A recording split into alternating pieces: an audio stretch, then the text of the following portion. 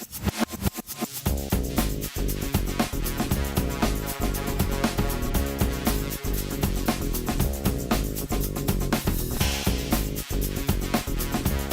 morning. Thanks everyone for being here today. We would like to announce today that we have reached a proposed settlement agreement with the plaintiffs in the Lyle class action lawsuit that involved the removal of personal property during the city's cleanup of public areas in the city. This proposed agreement is the result of many months of working together to reach a resolution that achieves a goal that both sides had been working towards since the beginning, creating better ways to serve those residents of our city who are experiencing homelessness. The settlements in general require a willingness to talk.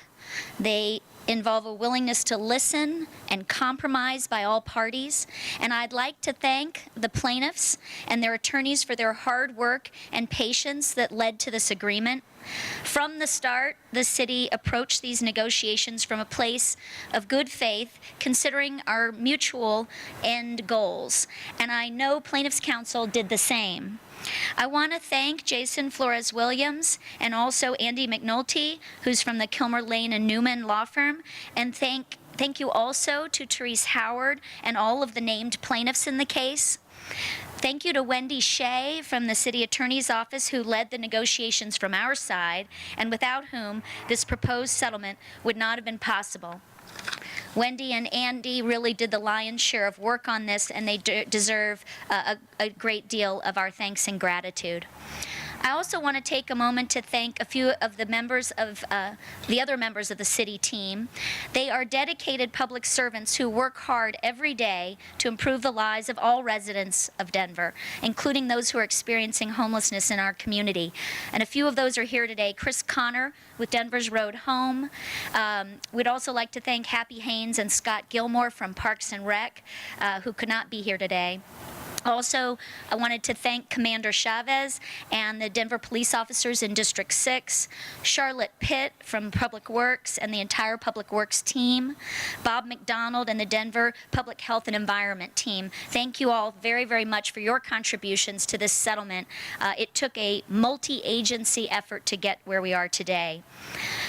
Addressing the impacts of homelessness in our community is one of the most challenging issues that we face as a city. And the question that we at the city ask ourselves continually is, are we doing enough for those who have the least in our community?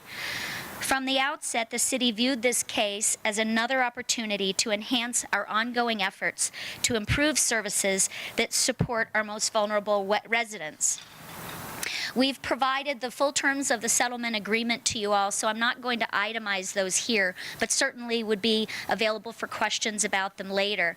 But a number of those proposed settlement terms include a number of enhancements and adjustments to what the city is already doing to mitigate the impacts of homelessness in our community while still ensuring the cleanliness and safety of our public spaces for all residents of Denver. So thank you once again to everyone who was involved in this. The people involved were passionate and committed. They cared very much about the humanity of the issues that were facing the city as a result of this lawsuit, and our hope is that this will have true benefit to the folks most impacted.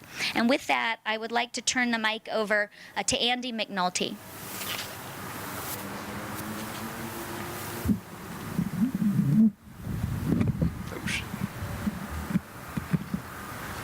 Thank you, Kristen. I'd like to start off by, again, thanking the city for their good faith efforts in this negotiation, especially Wendy Shea, someone I worked with every day for the last 2 months. I probably talked to her more than I talked to my wife, to be honest. So I'd like to thank her for her efforts in this. I'd also like to thank my co-counsel in this case, Jason Flores Williams. Without him, I wouldn't be standing here today. As I was saying, from the beginning of this case, this lawsuit has been about giving a voice to the voiceless. And that's what this settlement represents. It represents giving a voice to Denver's homeless population. It says whether you're rich or poor, housed or houseless, you have constitutional rights, and if those rights are violated, you have recourse. The city has come to the table and provided a number of really great resources for homeless folks that will benefit everyone in this city. They've said that they'll provide restrooms so that people on the streets will be able to, use the restroom with dignity. They provided trash cans so that houseless folks can throw away their refuse just like every other resident.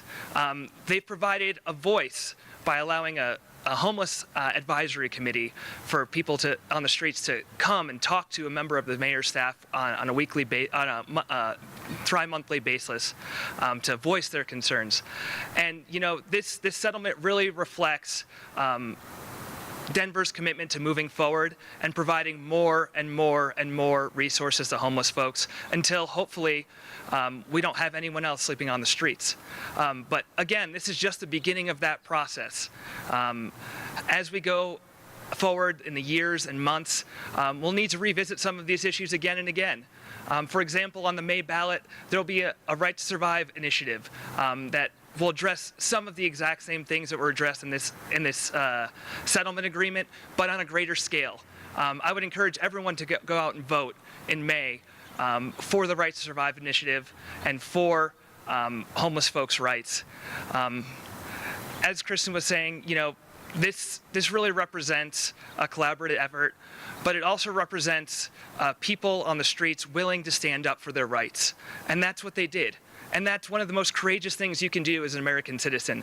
So I'd really like to thank our clients for saying that, this is wrong and this is something that needs to be fixed. And we're willing to put our name on a piece of paper in one of the most vulnerable positions in our society and say, yes, I am willing to stand up for my rights. And so I'd like to thank everyone for coming out today, and I appreciate your time.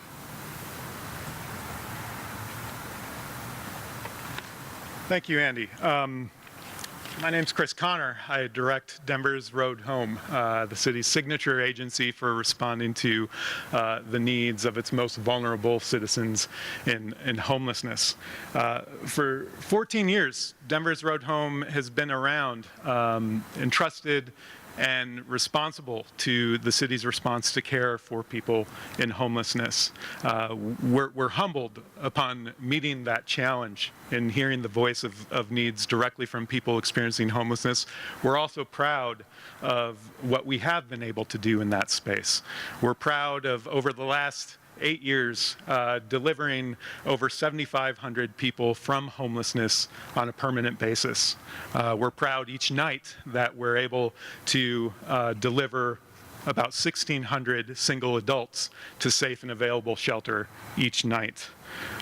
That said, we look forward to the challenge, and no matter the context by which it's brought to us, the city is prepared and eager to participate alongside people voicing their needs. We look forward to implementing the terms of this settlement. We're not intimidated by that, but actually look forward to it insofar as it articulates a lot of the best efforts that are already being completed through Denver's Road Home programming and redirects, pivots, some things that we've introduced that haven't gone too well and that can be improved. When we'll begin meeting with an advisory group of people experiencing homelessness on a quarterly basis, we hope that that's done in coordination and complementary to the monthly meetings we currently have with our advisory committee to house people experiencing homelessness that has been intentionally structured to include a quarter of its representation facing people with lived experience in homelessness to the conversation. As we look forward to establishing 200 lockers for people to use to store their belongings when they don't have a place to keep things in the public space at the Minoru Yasui building around the corner. We look forward to that articulating the 760 storage options we currently provide through St. Francis Center on Capitol Hill and in the Ballpark District as well. When we look forward to exploring and expanding the Denver Day Works program, a champion success of ours in the more recent term. We look forward to working with Denver Homeless Out Loud in placing those referrals of people who are directly in the community, engaging them in the upkeep of the public space in those areas. Since the DayWorks program has begun, it's been able to serve 307 unique individuals with over $370,000 in paid wages and benefits. We look forward to that expansion and that integration into the city's work of people experiencing homelessness. And finally, for things that we haven't necessarily done or perfected, but have introduced, when we look at lowering the barriers for people in homelessness to access Parks and Rec's low-income membership program, we look forward to that resolving some things that we've tried that haven't worked. For instance, when we opened our rec centers early in the morning before normal programming hours to create access for people to come and shower and receive hygiene service. We tried that. It didn't necessarily work, and this settlement gives us a way to deepen engagement on the same identified need to resolve those needs.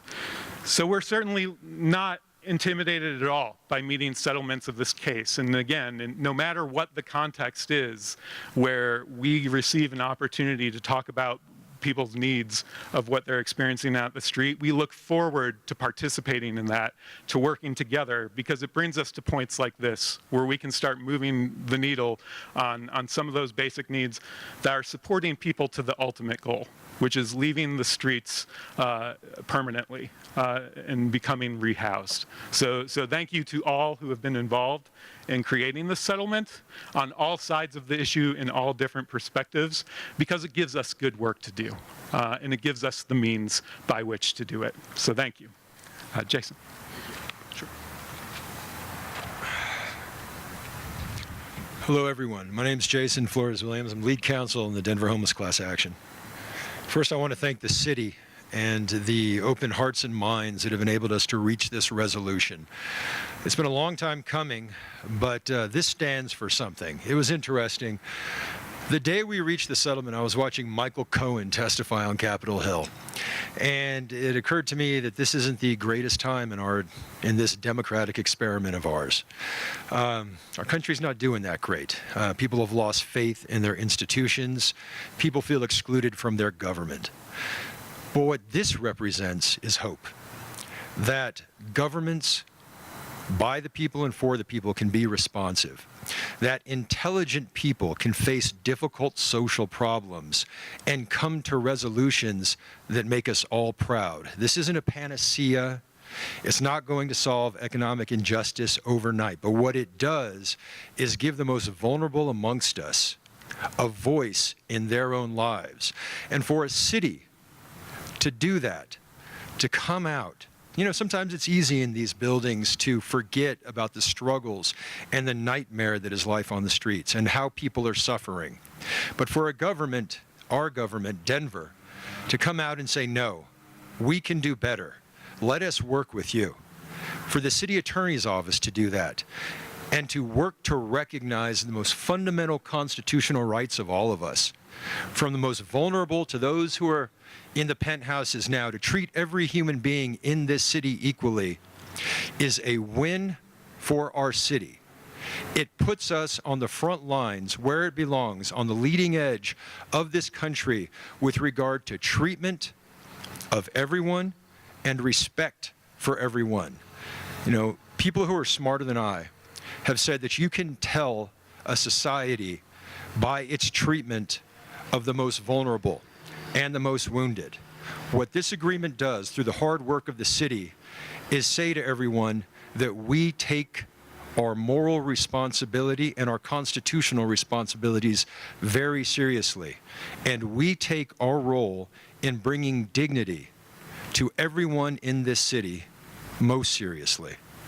And so with that, this has been 3 years, and it's been a difficult 3 years, but it's 3 years that are giving me hope that this is our government, and our government here in Denver is responsive, and our government cares about the constitutional rights of the poor and dispossessed.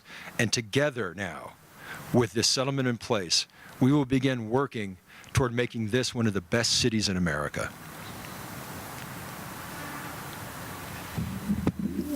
Thanks, Jason, and all of our speakers. If anyone has questions, we'd be happy to take those.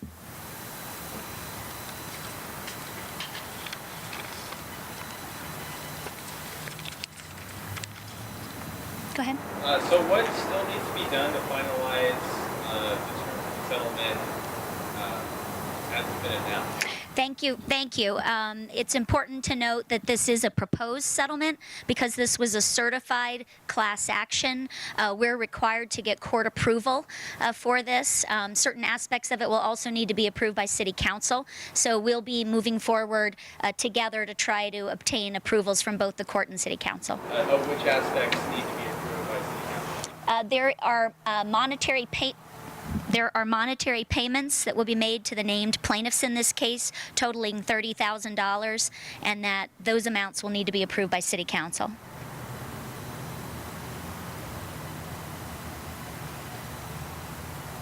Any other questions? Okay, I know folks are here available if you want to talk one-on-one. Thank you all.